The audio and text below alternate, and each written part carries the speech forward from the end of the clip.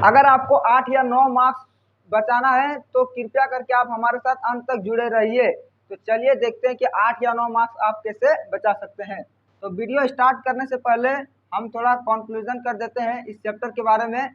देखिए, इस चैप्टर का नाम है रासायनिक अभिक्रियाएं एवं समीकरण।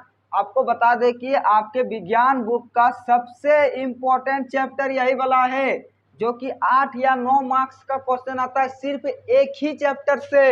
जिस दिन आप एग्जाम देने जाएंगे तो कॉपी में आपको लगेगा कि सिर्फ यही चैप्टर का क्वेश्चन घुसा दिया है।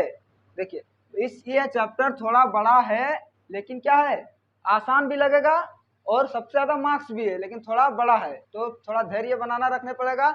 और ये चैप्टर इतना बड़ा है कि एक वीडियो में कंप्लीट करना आसान नहीं है। तो इसके लिए हम क्या करेंगे, 5 या 6 पार्ट बनाएंगे, जिसमें आपको पूरा 8-9 मार्क्स दिलाने का गारंटी हम लेते हैं, लेकिन आपको पूरा बना रहना पड़ेगा।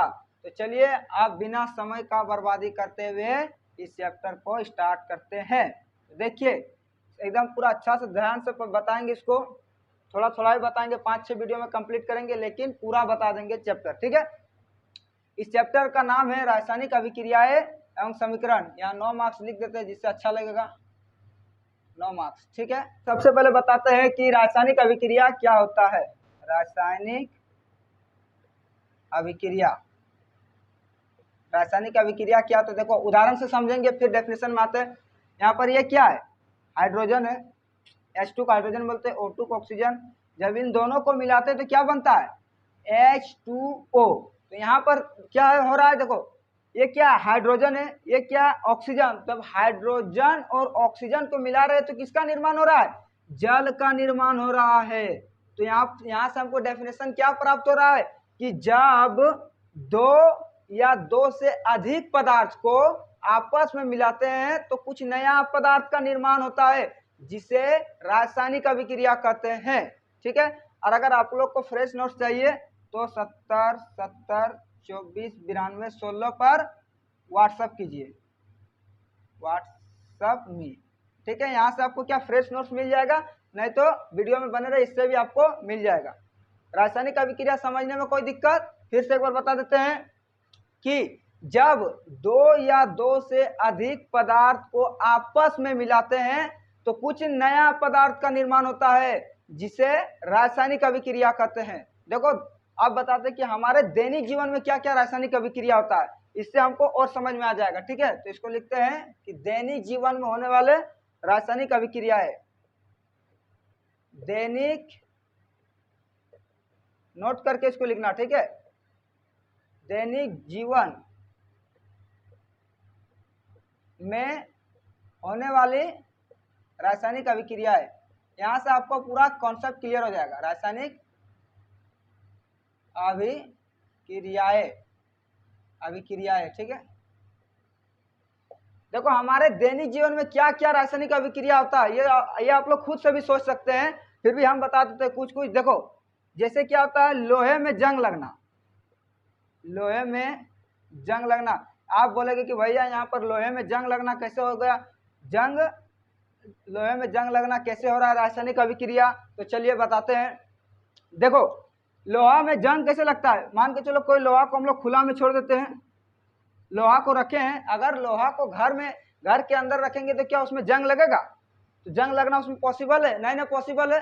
तो उसको तो लोहा में जंग कब लगता है, जब वो बाहर में होता है। तो ये लोहा क्या है, बाहर में है।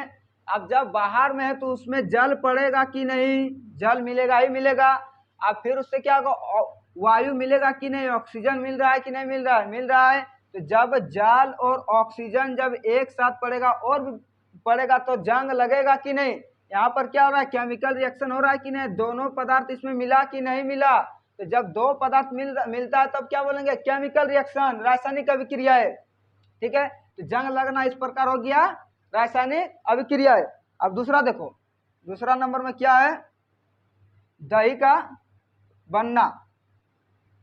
दही का बनना ये तो आप लोग करते ही होंगे। दही का बनना कैसे होता है, अब देखो, अगर सिर्फ दूध को रखेंगे तो क्या हुआ, दही में कन्वर्ट होगा, दूध सिर्फ दही में कन्वर्ट होता है, नहीं होता। उसके लिए क्या करना पड़ता है, उसमें नींबू मिलाना पड़ता है, नींबू मिलाएंगे तब ना वो कन्वर्ट होगा दही में। तो यहाँ पर 2 पदार्थ का मिलन हुआ कि नहीं, और जब दो पदार्थ मिल रहा है तो तीसरा पदार्थ बना कि नहीं, दूध से क्या बन गया, दही। तो यहाँ पर केमिकल रिएक्शन हुआ कि नहीं हुआ।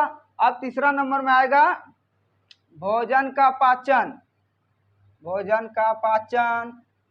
अब देखो सिर्फ खाना खाए, देखो हम लोग खाना खाते हैं, अंदर गया, अंदर में बहुत सारी की प्रक्रिया होता है, तब ना वो जाकर भोजन का पाचन होता है। ना खाना खाए सीधा पाचन तो नहीं होता, अंदर में बहुत सारे रिएक्शन होता है, उसके बाद ही भोजन का पाचन होता है ना। तो यहाँ से अब हम लोग क्लियर हुए कि नहीं, दैनिक जीवन में क्या क्या हो सकता है, और भी बहुत हो सकता है, लेकिन आपको 3 को बता दिए, याद रखना यह इंपॉर्टेंट है। ठीक है, दैनिक जीवन में होने वाली रासायनिक अभिक्रियाएं हो गया। अब आते हैं, आगे बढ़ते हैं। अब जो बताएंगे वो, अब यहाँ से एग्जाम में क्वेश्चन आता है, देखो अभिकारक और उत्पाद, ये बहुत इंपॉर्टेंट है।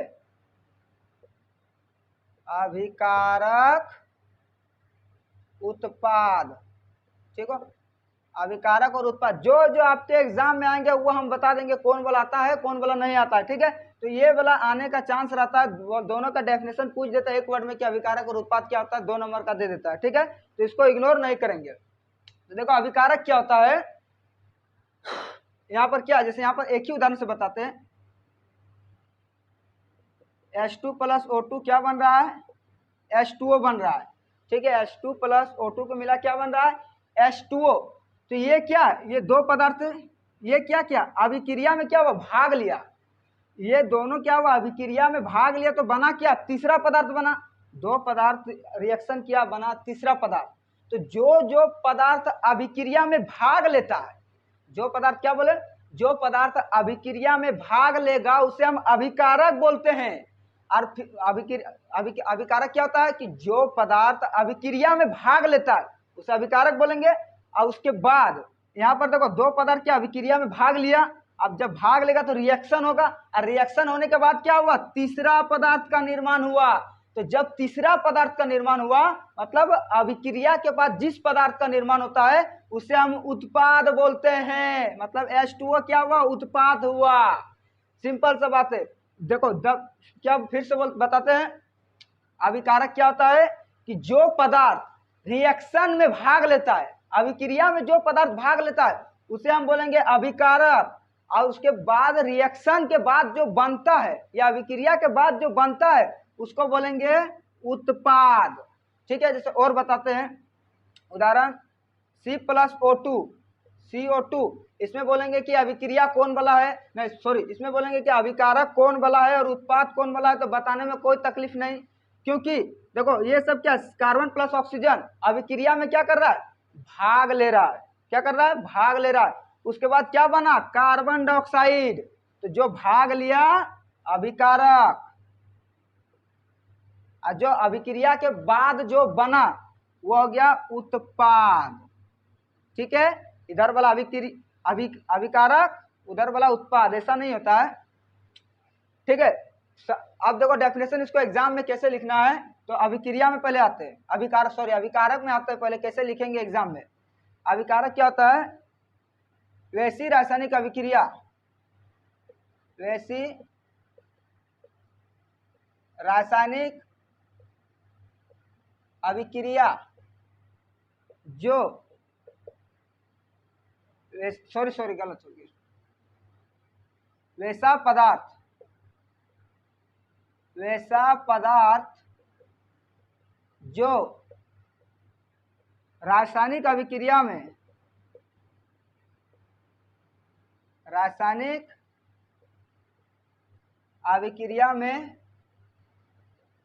भाग लेता है उसे अभिकारक कहते हैं, अभिकारक कहते हैं। ठीक है, और उसके बाद आता है उत्पाद। तो उत्पाद का क्या हो सकता है, डेफिनेशन, अभिक्रिया के बाद जो नया पदार्थ का निर्माण होता है, अभिक्रिया के बाद जो नया पदार्थ का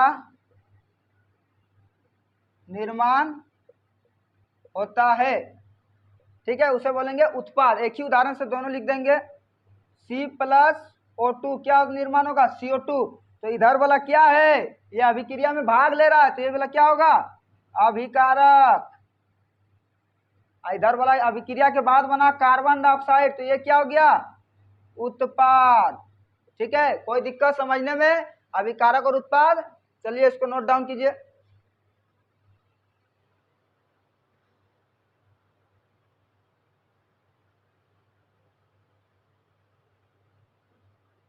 रासायनिक समीकरण में अभिकारक और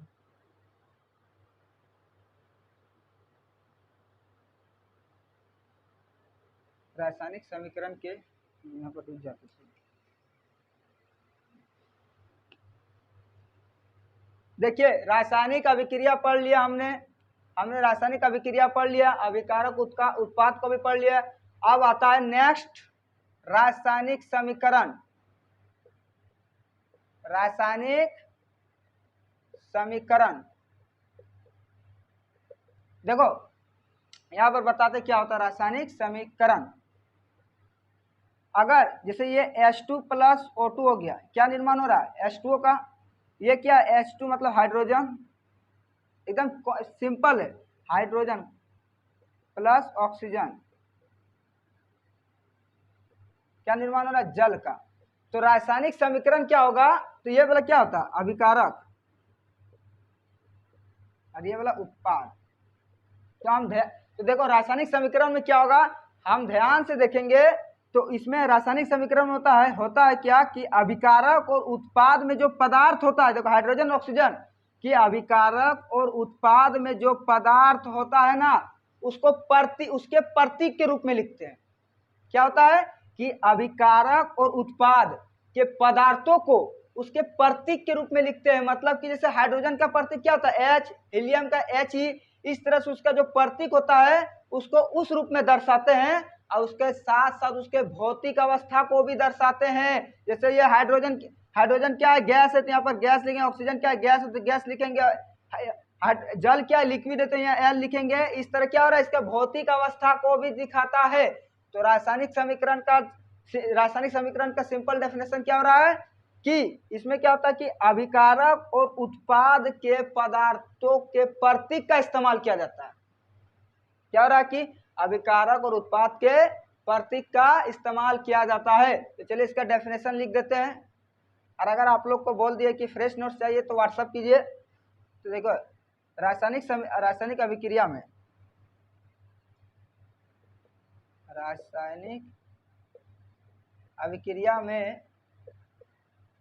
रासायनिक अभिक्रिया में अभिकारक और उत्पाद के पदार्थों के प्रतीक का इस्तेमाल किया जाता है। प्रतीक का इस्तेमाल किया जाता है, साथ ही उसकी भौतिक अवस्था को भी दर्शाते हैं। जैसे उदाहरण में लिखेंगे, एग्जाम्पल में H2 प्लस O2, सब में इसे एग्जाम्पल लेंगे। देखो H2 प्लस O2, यहाँ पर ऐसे नहीं लिख सकते हाइड्रोजन प्लस ऑक्सीजन बना जल, ऐसे नहीं लिखेंगे। इसमें क्या होता है, रासायनिक समीकरण में अभिकारक और उत्पाद के प्रतीकों का इस्तेमाल किया जाता है। ठीक है, क्लियर। अब इसके बाद आता है, सिर्फ एक चीज ऐड हो जाता है, संतुलित रासायनिक समीकरण, जो कि बहुत ही महत्वपूर्ण है। संतुलित, एकदम VVI है, बहुत ही इंपॉर्टेंट है। देखो संतुलित रासायनिक समीकरण का डेफिनेशन इस पार्ट में बताएंगे, और इसको संतुलित कैसे करेंगे वो आपको नेक्स्ट पार्ट में बताएंगे। जो कि ये इसका डेफिनेशन इंपॉर्टेंट नहीं है, इसमें रासायनिक समीकरण का संतुलित कैसे करेंगे वो बहुत ही इंपॉर्टेंट है, जो कि आपके बोर्ड एग्जाम में इस 10th क्लास में फिक्स है कि 3 मार्क्स आएगा ही आएगा, कहीं नहीं जाता है, एकदम 100% 3 मार्क्स आता ही आता है, जो कि एकदम पूरा अच्छा से आपको बताएंगे। और यहाँ तक कि अगर आप लोग साइंस लेके पढ़ेंगे तो केमिस्ट्री में आपको 11-12 में भी ये मिलेगा ही मिलेगा, वहां पर भी आपको 3 या 4 मार्क्स का पूछा जाता है, जो बहुत ही इंपॉर्टेंट टॉपिक है। ठीक है, इसका डेफिनेशन डिफिकल्ट नहीं है, लेकिन ये इसको संतुलित करना थोड़ा हार्ड है। उसको बताएंगे अगला पार्ट में, जो बहुत ही अच्छे तरीके से बताएंगे, तो कृपया चैनल में बने रहिए। ठीक है, क्या है संतुलित रासायनिक समीकरण, तो इसमें इसको भी उदाहरण समझेंगे। जैसे H2 + O2, क्या हुआ H2O, ये वाला क्या है अभिकारक उत्पाद, अभिकारक और उत्पाद। आप देखो यहाँ पर आता है थोड़ा ट्विस्ट, देखो क्या रहा है यहाँ पर, आप लोग काउंट कीजिए हाइड्रोजन कितना है, हाइड्रोजन क्या है, 2 ठो यहाँ पर हाइड्रोजन है, यहाँ पर ऑक्सीजन क्या ठो है, यहाँ पर भी 2 ठो है, यहाँ पर हाइड्रोजन कितना है, यहाँ पर 2 है, लेकिन ऑक्सीजन कितना है, 1 है। तो देखो यहाँ पर हाइड्रोजन हाइड्रोजन तो मिल गया, लेकिन ऑक्सीजन ऑक्सीजन मिला नहीं, ना मिला। तो इसमें क्या होता है, संतुलित रासायनिक समीकरण में क्या होता है कि सबको इक्वल करना होता है। अगर इधर 2 हाइड्रोजन तो इधर भी 2 हाइड्रोजन, इधर भी 2 ऑक्सीजन तो इधर भी 2 ऑक्सीजन। अगर ये संतुलित रहेगा तो उसको बोलेंगे संतुलित रासायनिक समीकरण, और अगर संतुलित नहीं रहेगा तो असंतुलित रासायनिक समीकरण। ठीक है, इसका डेफिनेशन क्या होगा कि वैसी रासायनिक अभिक्रिया जिसमें अभिकारक और उत्पाद, अभिकारक और उत्पाद के परमाणु संख्या क्या होना चाहिए, दोनों तरफ समान होना चाहिए। तो इसको इक्वल कर देते हैं। देखो कितना हाइड्रोजन 2, इधर भी 2, इधर 2 ऑक्सीजन, लेकिन यहाँ कितना है 1 ऑक्सीजन, तो यहाँ पर लगाएंगे 2। ठीक है, तो अब देखो 2 ऑक्सीजन हो गया, तो 2 दूनी 4, लेकिन हाइड्रोजन कितना हो रहा है 4, यहाँ हाइड्रोजन कितना है 2, कितना हो गया आप देखो इधर 2 oxygen, 4 hydrogen 4 hydrogen, 2 oxygen 2 oxygen. देखो ये हम थोड़ा स्पीड में बता दिए, लेकिन नेक्स्ट पार्ट में ये पूरा विस्तार से बताएंगे, पूरा अच्छा से, कि आपको गारंटी 3 मार्क्स देने का जिम्मेदारी हम लेते हैं, लेकिन आपको अगले पार्ट देखना पड़ेगा। ठीक है, अब इसका डेफिनेशन फिर से बताते हैं कि संतुलित रासायनिक समीकरण किसे कहते हैं, तो वैसी रासायनिक अभिक्रिया जिसमें अभिकारक, इधर वाला अभिकारक और उत्पाद का, अभिकारक और उत्पाद का परमाणु संख्या समान होना चाहिए, दो बोथ साइड इक्वल होना चाहिए, दोनों तरफ क्या होना चाहिए, समान होना चाहिए, तब उसे बोलेंगे संतुलित रासायनिक समीकरण। ये वाला भी क्या है, संतुलित रासायनिक समीकरण है। अब देखो ये वाला C+O2 क्या हो रहा है, CO2, 1 carbon 1 carbon, 2 oxygen 2 oxygen. देखो इसमें भी क्या है, परमाणु संख्या दोनों तरफ समान है, तो यह भी हो गया तुम्हारा संतुलित रासायनिक समीकरण। अब एक उदाहरण देखो, जैसे यही वाला H2 + O2 क्या निर्माण हो रहा है, H2O का, तो यहाँ पर ये वाला क्या है, असंतुलित रासायनिक समीकरण, क्योंकि यहाँ पर 2 हाइड्रोजन, यहाँ 2, यहाँ पर 2 ऑक्सीजन 1 ऑक्सीजन, तो ये वाला क्या हुआ, असंतुलित रासायनिक समीकरण। तो संतुलित का डेफिनेशन लिख देते हैं। अभी देखो वैसी रासायनिक अभिक्रिया, वैसी रासायनिक अभिक्रिया जिसमें अभिकारक और उत्पाद का परमाणु संख्या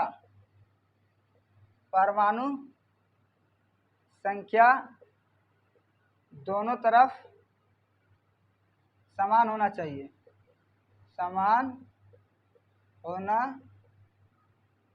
चाहिए, उसे क्या बोलेंगे, संतुलित रासायनिक समीकरण। एग्जाम्पल में हो जाएगा H2 + O2 2H2O। ये वाला कैसे हो रहा नहीं हो रहा, इसको और विस्तार से आगे बताएंगे। ठीक है, और असंतुलित का क्या हो जाएगा, असंतुलित आप लोग लिख लेना, असंतुलित रासायनिक, डेफिनेशन नहीं आता इसका, इसमें संतुलित करने वाला ही आता है, डेफिनेशन इंपॉर्टेंट नहीं है। यहाँ तक अभी एग्जाम में आपको सिर्फ अभिकारक और उत्पादी एग्जाम में दे सकता है, लेकिन इसके बाद जो पढ़ाएंगे वो एग्जाम में आएगा। ठीक है, ये थोड़ा स्टार्टिंग था, तो स्टार्टिंग में बोरिंग रहता है, इसलिए आप लोग बोर नहीं होइएगा। असंतुलित में क्या होगा कि यहाँ पर देखो उत्पाद का परमाणु संख्या दोनों तरफ, यहाँ पर सिर्फ क्या हो जाएगा, असमान हो जाएगा, वो आप लोग खुद से लिख लेना। ठीक है, और यहाँ पर इसमें 2 नहीं लगाइएगा, उतार लीजिए। ठीक है, अगर वीडियो का अच्छा लगा तो कृपया करके आगे बने रहिए, आपको पूरा 8 या 9 मार्क्स दिलाने का जिम्मेदारी ले लिए हैं। ठीक है, धन्यवाद।